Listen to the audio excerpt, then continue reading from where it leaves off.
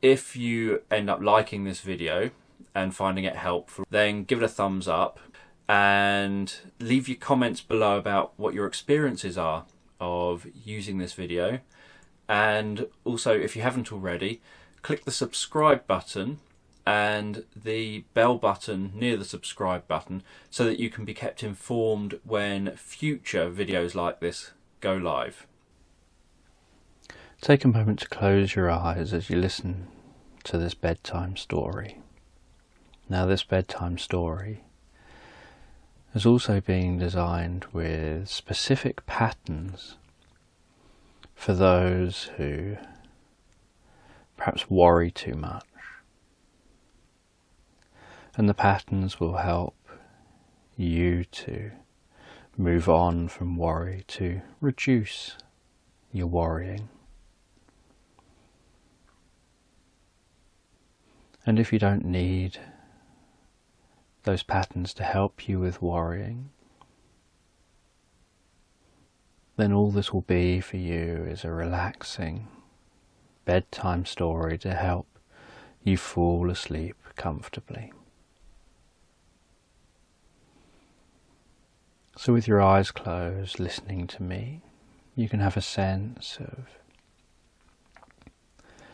being a part of a group of adventurers who are on the search for some Himalayan ruins.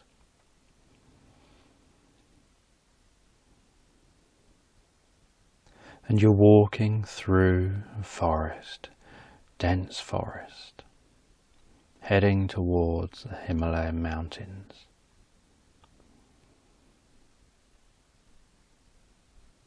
And the greens just seem so bright and vivid, and the sounds, and the movement of the leaves, sounds of each footstep,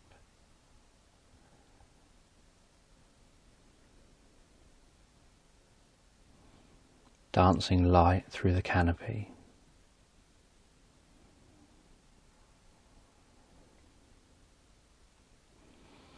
And you hack your way through the forest, going deeper and deeper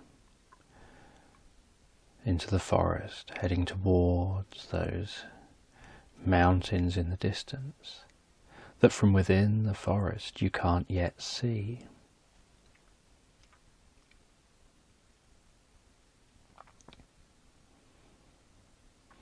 And as you continue travelling deeper and deeper into the forest, so you begin to notice the sound of flowing, running water.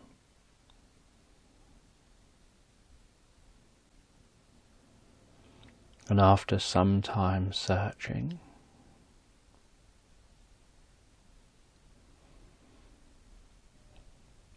you find a stream. And you stop by the stream briefly. And you put your hand in the water and notice the ice cold water that's obviously been flowing down from the mountains.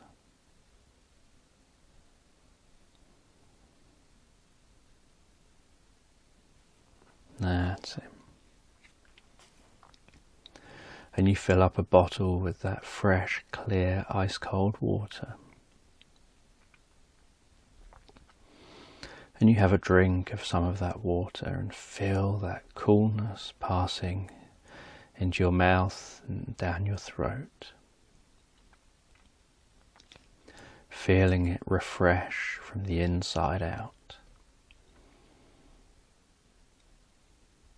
And then filling your bottle up again, with it bubbling as the air comes out the bottle and the water goes in. And putting that bottle into your backpack as you continue your journey. And you now follow the stream, heading upstream.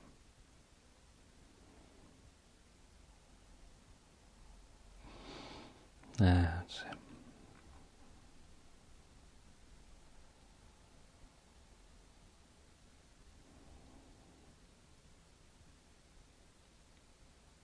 then you start finding yourself having a few what if thoughts. What if this stream actually is coming from a place that isn't where you can climb up?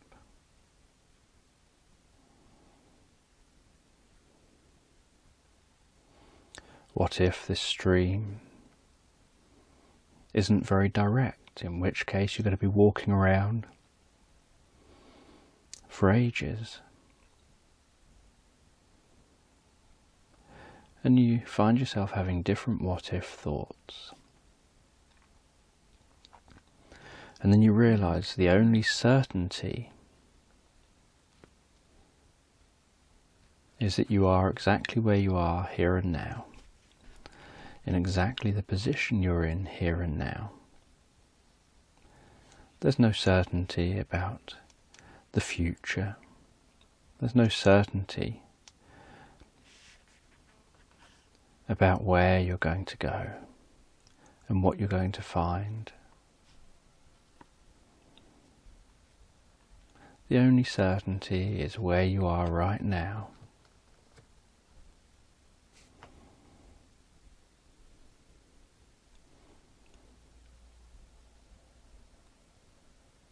And that anything else is just a thought. And as an adventurer, you're aware that worrying about these things is perfectly fine. Worry is a powerful tool.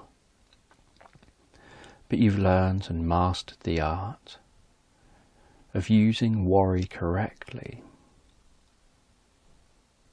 So you take these things and you think about the solution. So worry is the first part.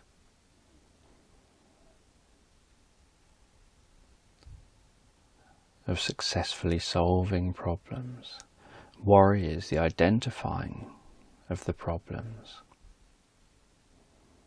But this needs to be followed up with the solution to the problems. So you now think about what will you do as you're walking along. You think about what will you do if it turns out that this stream isn't very direct and that you're walking all over the place to get to your destination. What will you do if this stream turns out that you arrive at the mountains and you're in a location you can't climb?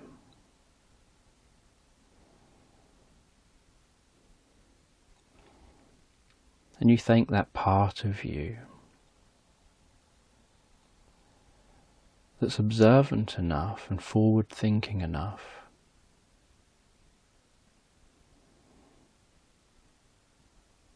to be creative and identify potential risks and potential problems. And so you look at what you will do. And if the route is longer, you'll just have to arrive later. Or you can make a decision to continue cutting through the forest as you were before.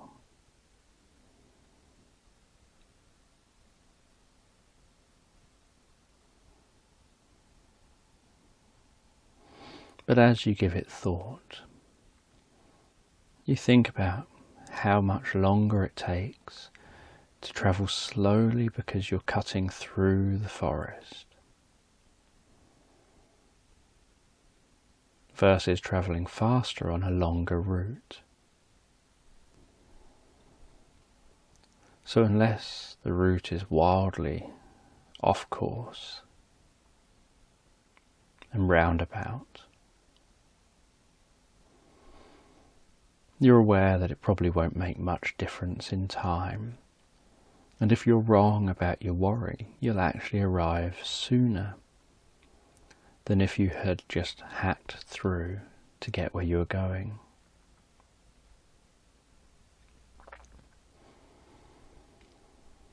And you think about climbing the mountain. And if you arrive somewhere you can't climb,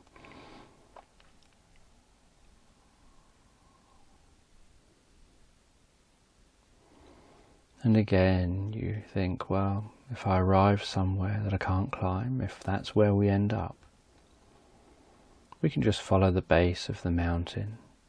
Knowing we're at the mountains, we can follow the base and walk along until we find a location we can climb. And once you've worried and then problem solved, you can put it out your mind, because you know if that situation occurs, you know what you're going to do in that situation. And this is a skill that you have mastered as an adventurer. And you notice as you continue walking that the running water makes the air fresh.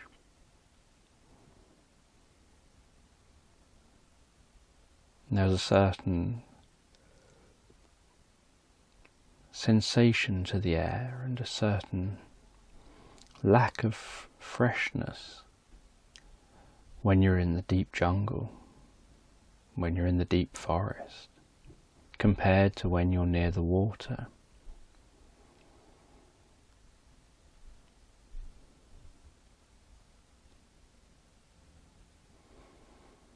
And you follow the stream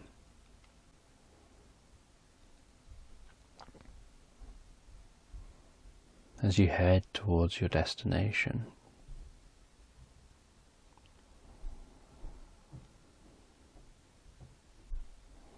And it's quite a long walk. So as you notice the sun setting, although you can't see the sun through the trees,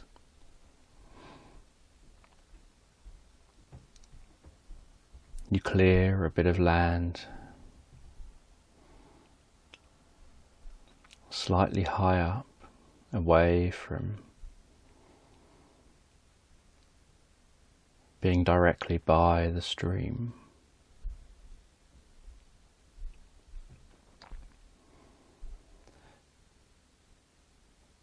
And you dig a hole in the ground and you create a muddy patch on the ground. And you place rocks around that. And you set up a fire in the middle and light the fire. And you all then set up hammocks about 6 or 8 feet off the ground between the trees.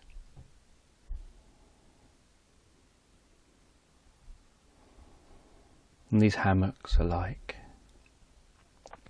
ordinary hammocks, but they have a tent kind of roof feature that you put between the trees above you as well.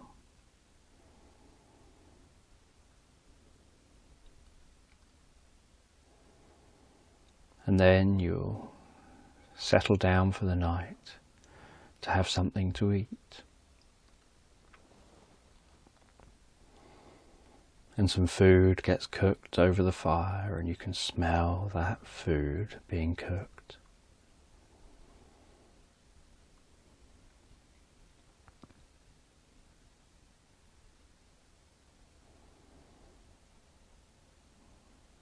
And you chat and you laugh and you enjoy the evening with each other.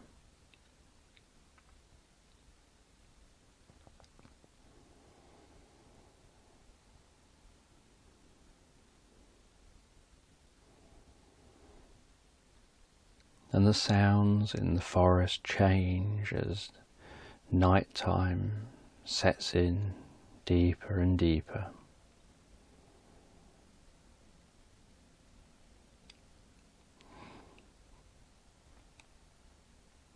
That's it.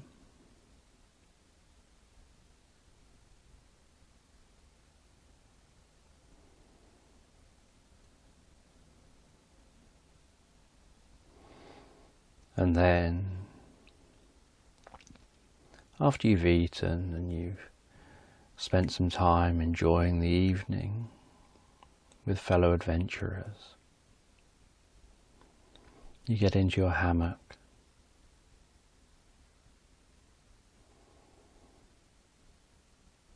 and close your eyes and wrap up warm.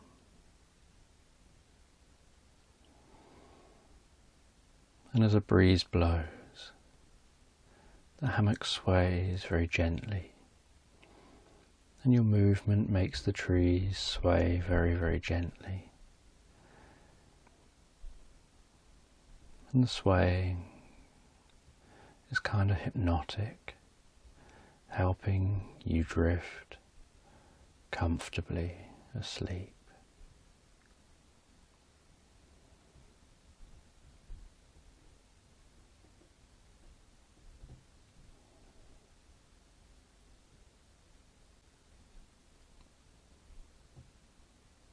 And then in the morning,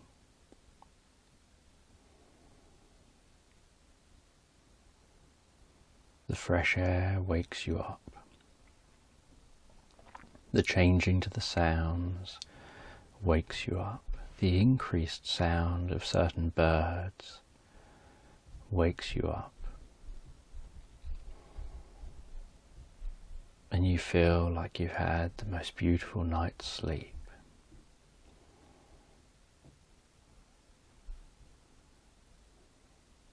And you tidy up the fire,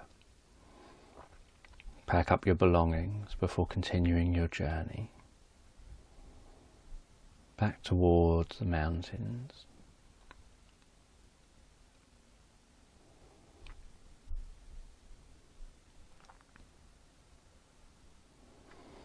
And after half a day's trek, the sound of water gets louder and louder. And you arrive at a lake.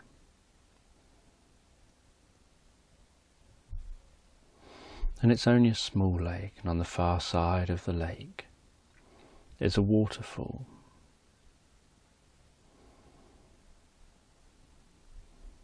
Plummeting down the mountain.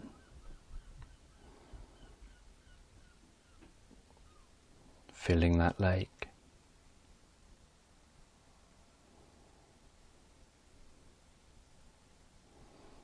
And you and the other adventurers head around the lake to the waterfall.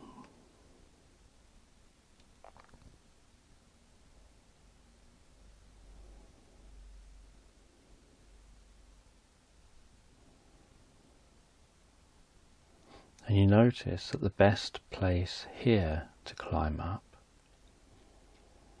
will involve climbing up right on the edge of the waterfall. And so you get your climbing gear out, and you all work together to ensure each other's safety as you begin to make the ascent up the side of the waterfall, getting drenched in the cold spray, but finding it refreshing because of the effort you're putting into your climbing.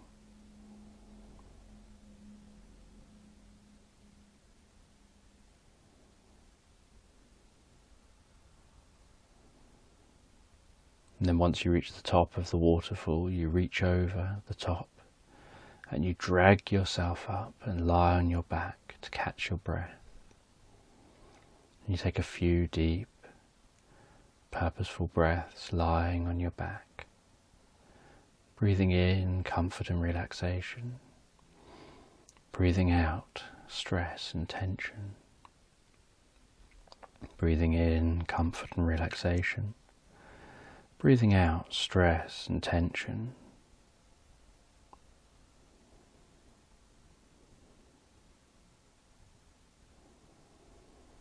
And then you roll away from the edge before standing up and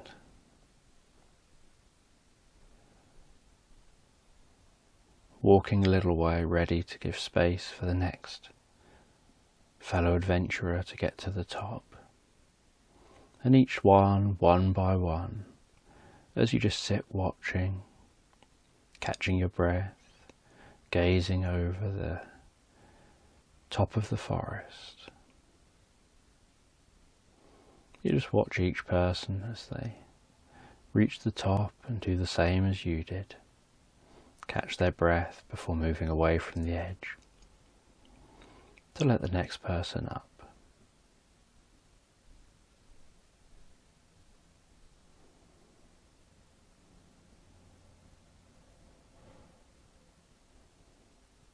That's it.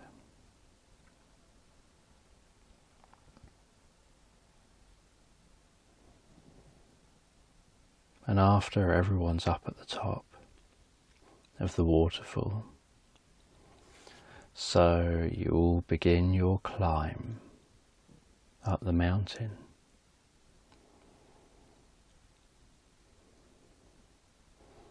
And as you climb, you reach a certain point where the temperature begins to drop and you have to wrap up warmer. And a little while further, you reach a point where snow begins to settle.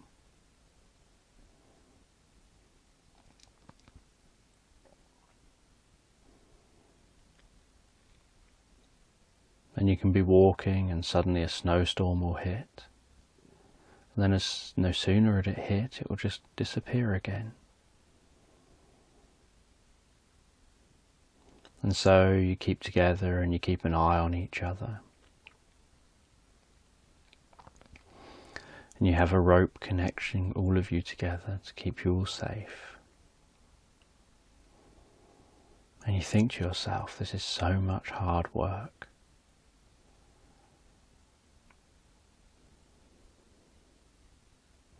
You wonder whether it was worth it. You worry that something could go wrong.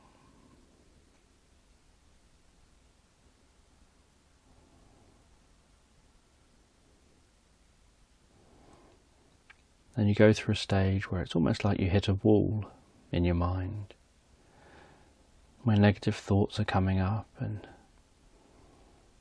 telling you the reality of the situation, or at least the worst case scenario of the reality of the situation.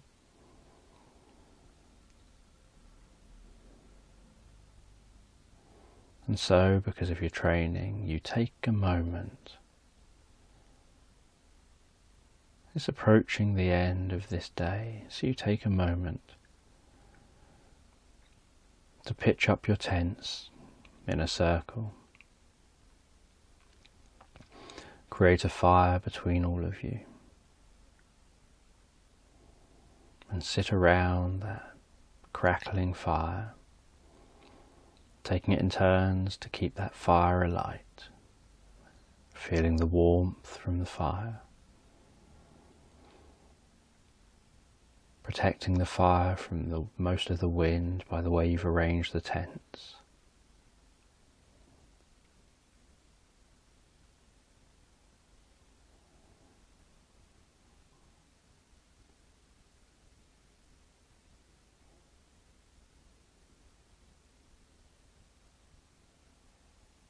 That's it. And you watch the dancing, flickering flames of the fire.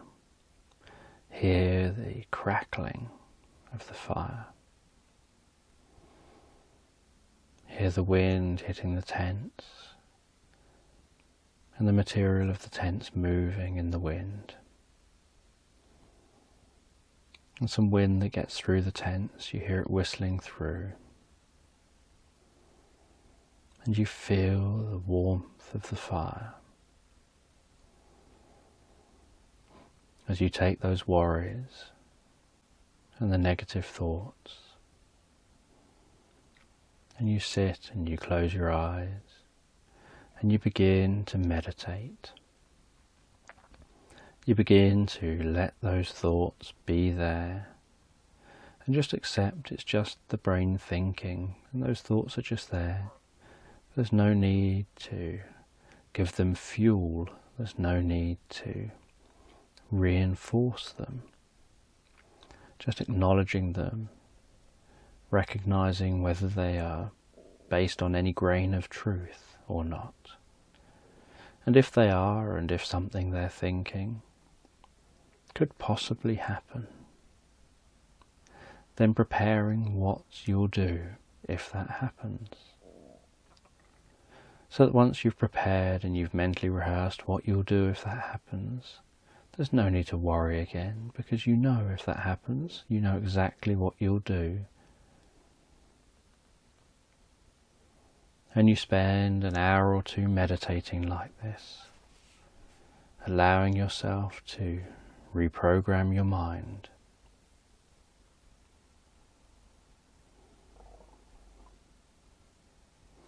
Before heading to your tent to go to sleep for the night. And in the tent, you can hear and notice the movement of the tent as the wind hits the walls.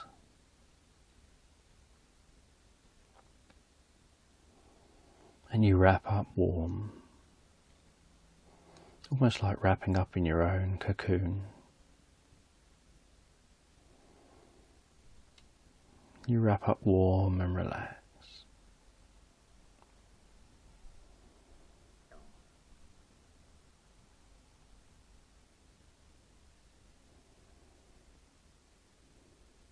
That's it.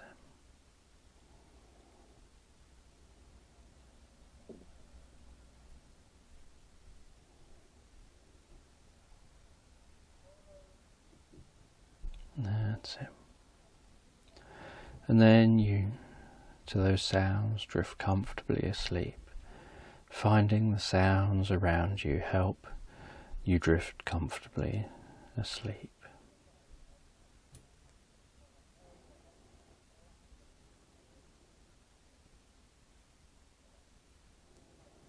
That's it. And then awakening the next morning, you notice how the wind has died right down.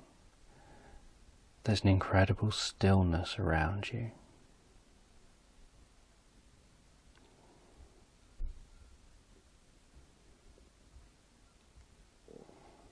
And you step out of the tent into snow, and you hear the crackling snow, the crunching snow between your feet. And you breathe in some deep, comfortable, fresh breath airs. That.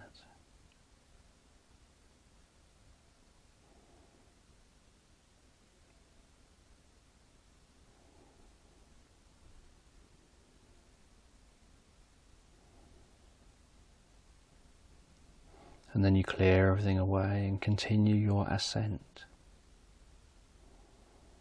And as you climb higher and higher, you reach a point where you can see over the top of the clouds.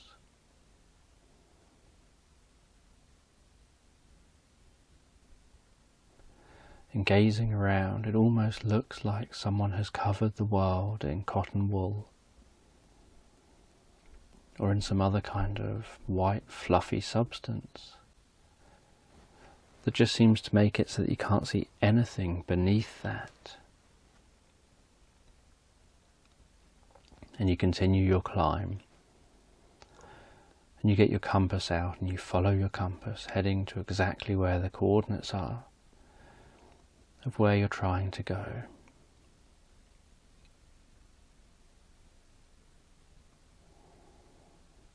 And you climb higher and higher up the mountain.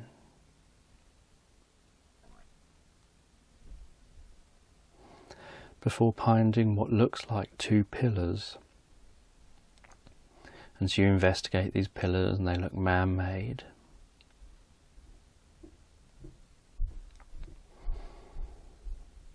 And you scrape off the snow beneath your feet until you find a solid surface, and it looks like a path that someone has made at some point. And so you now continue following this path, this man-made path, deeper and deeper into the mountain range, and higher and higher.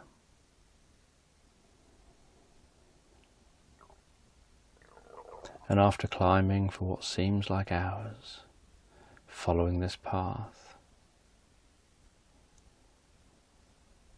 you turn a corner and notice how the pillars now seem to be making an arch, and they're evenly spaced pillars, some distance between them, but they're all now arched over. As you continue following the path under the arched pillars,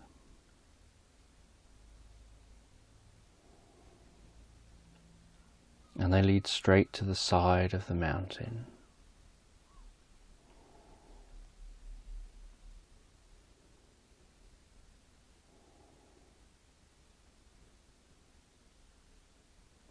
And you tap on the mountain and have a sense that the bit that you're at seems hollow. It sounds a bit different to just outside of this arch.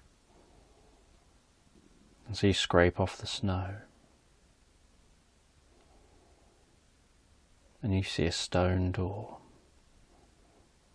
And with your fellow adventurers, you open the stone door.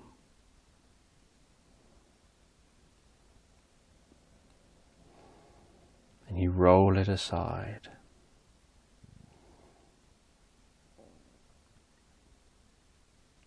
And with torches you step inside and start exploring.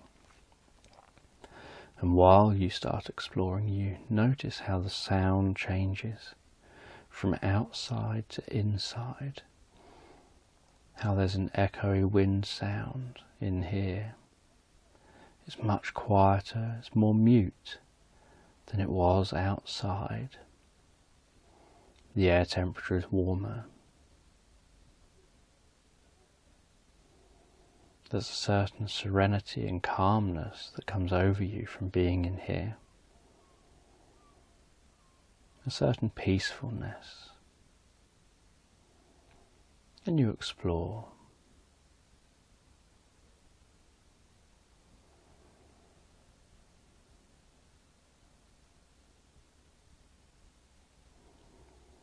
And you hear the occasional drip, aware that somewhere around you there's probably stalactites hanging from the ceiling.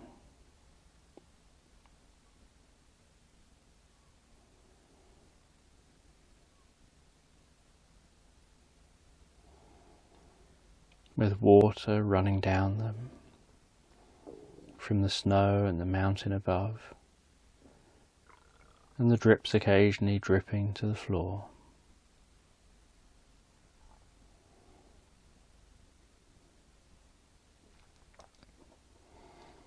And you find a wall that's covered in inscriptions that have been carved into that wall.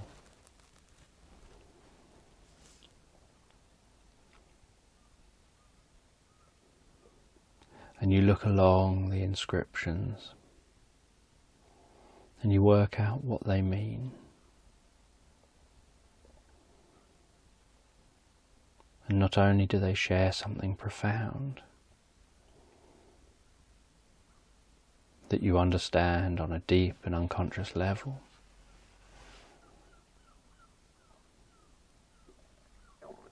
but they also share the location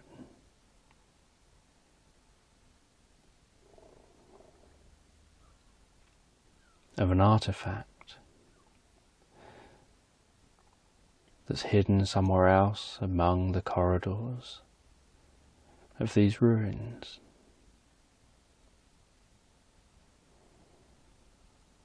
And so you continue following the ruins deeper and deeper into the mountain. And you find a room,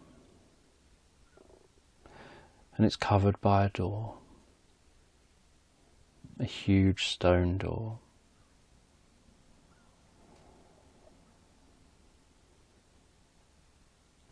and there's a stone ball on the floor. And there's a stone square slab next to the ball. And it takes you and some of your adventurers who are with you to roll that ball onto the slab. And as you do, the slab gives way beneath it and the ball drops down into the hole made by the moved slab. And then the door swings inwards and open and slides out the way. And there's some ancient mechanism that was obviously created for this door. And you walk into this chamber.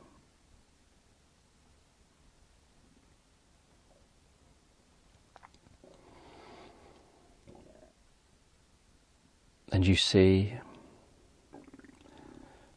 4 beams of light somehow entering the chamber, lighting up a golden cup right in the middle of the chamber. And the rest of the chamber's in darkness apart from these 4 beams of light. And you take a look at where the beams of light are coming from. And you realize that somehow someone had drilled holes through from outside the mountain all the way through the mountain into this exact chamber. And then they had filled those holes with the purest, cleanest water. And that water turned to ice.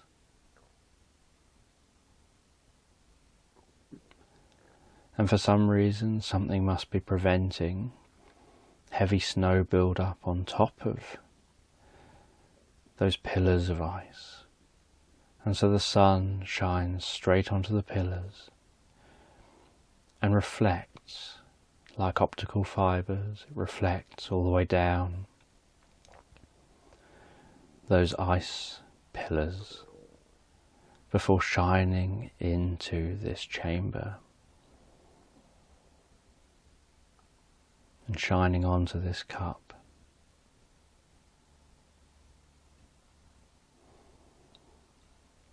And you take the golden cup and notice an inscription around the top of the cup on the outside. And you look very closely at the inscription.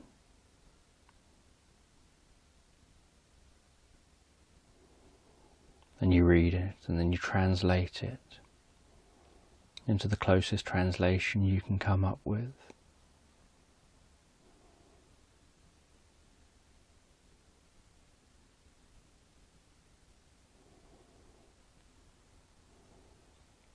And it says that the cup needs to be empty if it's to be filled.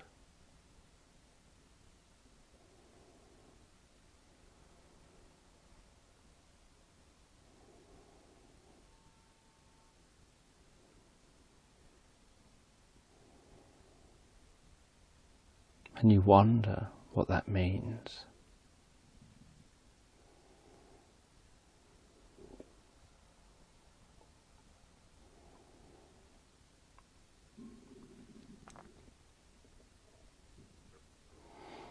And you know that it's approaching the end of the day, and that within a few hours the sun will be setting, and that the best place to camp on the way back down is where you camped before. But you won't make it there by the time the sun sets. So you decide to all set up camp in this chamber. Spend the night in this chamber. We can all work on translating all the messages around the walls and learning as much as you can about these secret hidden ruins and who created them, who left them.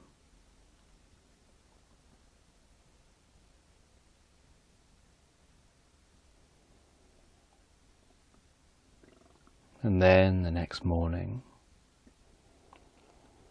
you start your journey back down, heading back the way you came, back down to that first point where you set up camp. And so you camp there again for the night. And then you follow down and get down into the forest. And you find your camping space in the forest and you camp there again.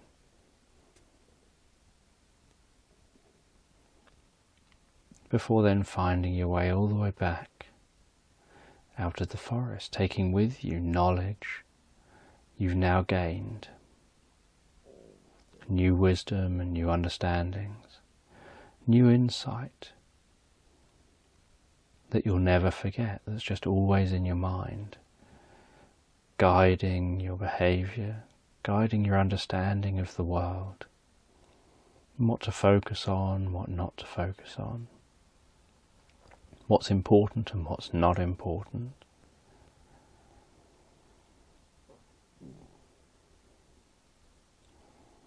And all the adventurers find their way back out of the jungle, back out of this forest.